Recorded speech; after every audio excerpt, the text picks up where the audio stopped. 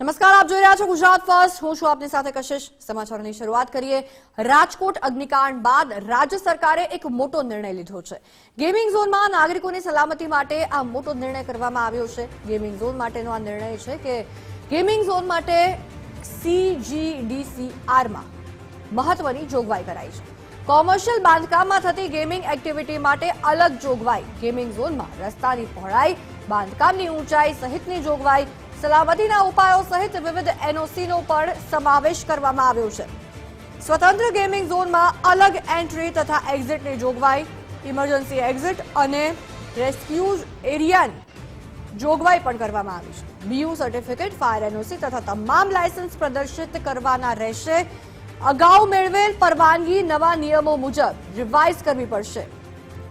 સંવાદદાતા નિકુંજ જાની આપણી સાથે ફોન લાઈન પર જોડાયા છે. નિકુંજ, રાજકોટ અગ્નિકાંડ બાદ જે બોધપાઠ મળ્યો છે, રાજ્ય સરકારે ગેમિંગ ઝોનો માટે મહત્વનો નિર્ણય લીધો છે. શું છે નિર્ણય?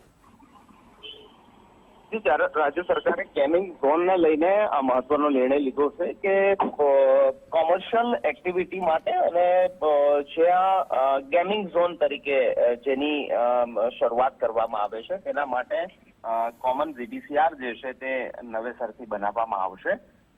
ખાસ કરી રૂલ્સ એન્ડ રેગ્યુલેશનની અંદર પણ સુધારો કરવામાં આવશે.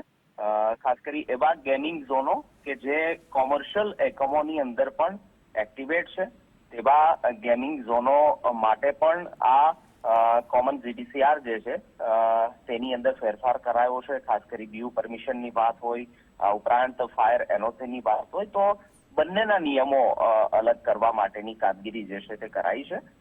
ગેમિંગ એક્ટિવિટી એરિયા અને કોમર્શિયલ બાંધકામમાં થતા ગેમિંગ એક્ટિવિટી એરિયા માટે અલગ પ્લાનિંગ રેગ્યુલેશન જે છે તે ની અમલવારી કરવામાં આવશે. અલબત્ત કયા પ્રકારના નોર્મ્સ હશે, કયા પ્રકારના નિયમો હશે તે હવે પછી જાહેર કરાશે, પરંતુ બંને માટે, કારણ કે બંને અલગ અલગ પરિસ્થિતિની અંદર આ ગેમિંગ ઝોન શરૂ થતા હોય છે. ખાસ કરી સાવચેતી રાખવાની વધુ જરૂરિયાત જે કોમર્શિયલ એક્ટિવિટી જ્યાં છે ને જ્યાં આ પ્રકારનો ગેમિંગ ઝોન શરૂ થયું છે ત્યાં વધુ હોય છે, તો તેના માટે પણ અલગ નિયમો બનાવવા માટે રાજ્ય સરકાર વિચારણા કરી રહી છે.